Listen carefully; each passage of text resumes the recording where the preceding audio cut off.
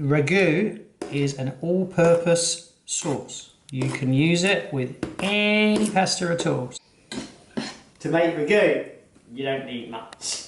You need some tomatoes, you need some garlic, of course, you need salt, olive oil, bit of pepper, and oregano, or oregano if you're not American.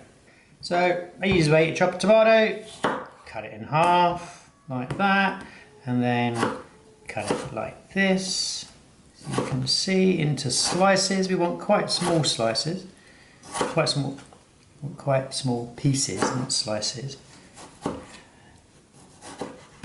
And like that. The only thing I would say, you've got these little bits on the end, just make sure that they're not in the mix. Let's take them off. There you go, all chopped up. Now, very, very important is to salt your tomatoes.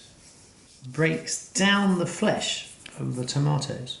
So you kind of want to salt them, not too much, just a little bit, because you can always add salt later. You don't want them too salty, but you do want the salt to start to have a chemical reaction with the tomatoes. And that will start to break them down and make them kind of like mushier and bring out a lot of the flavour. That will take about 5 to 10 minutes to kind of like get in there and do its magic. So I'm sure you know how to do garlic. Basically take off the skin. So what I do is generally very, very thinly slice the garlic like this, so you can see it's pretty much all intact here and all the fibres are intact, and you will find that that releases a lot more flavour. Put some olive oil in the pan, just enough to kind of like, you put the garlic in, and we don't want to burn the garlic, we just want to get it cooking. And the way you'll know is that you'll smell the garlic. It's just starting to turn. So it's not boiling. You can just see that all the oil is basically being flavoured by the garlic. Oil is fragrant with garlic, and it's not boiling, it's not brown. What we're going to do now is just tip these tomatoes into the pan. So we just gently toss it.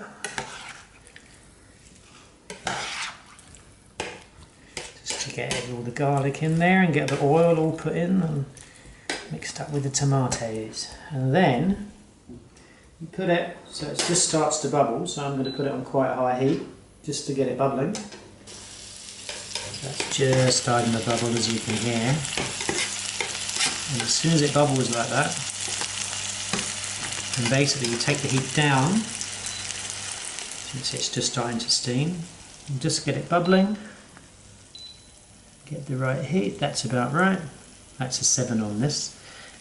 And then you don't touch it. You don't turn it, you don't stir it, you don't do anything. You just basically leave it for about 20 minutes. Now, my theory is that what happens in this process is that the tomatoes that are closest to the heat source basically disintegrate and turn into like this lovely juicy stuff. And the stuff on the top, the tomatoes on the top, don't fully cook. So that when you actually get around to mixing it, you get this mixture of very well cooked tomatoes, almost uncooked tomatoes, and all that stuff in between, which is why you don't touch it, you don't stir it, you just leave it to cook for about 15-20 minutes. So now about 10 minutes in, we can add some of our Italian flavours. And all I do is basically spread copious amounts on top, and then just press that into the juice,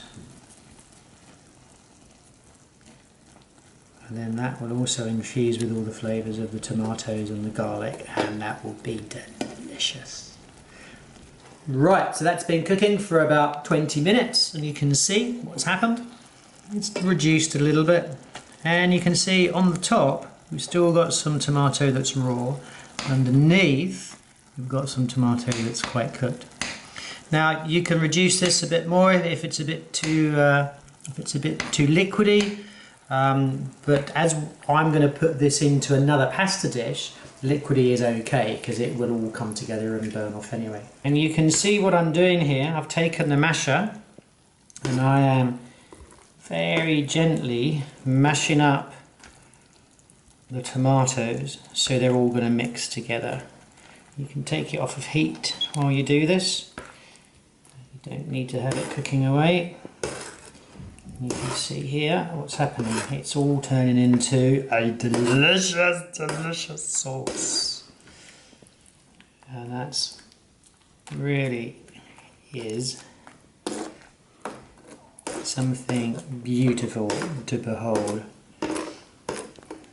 So there we go, that's pretty much perfect ragu. We can see a little bit lumpy, little bit saucy, and we all know we like a bit of sauce in our lives, and you can use that immediately. So you could put that with again with a spaghetti bolognese, or you could just add some pasta to that. Any type of pasta will do, gluten-free or otherwise. Pretty much ready to go. There you go, there's your ragu. Who can ragu with that?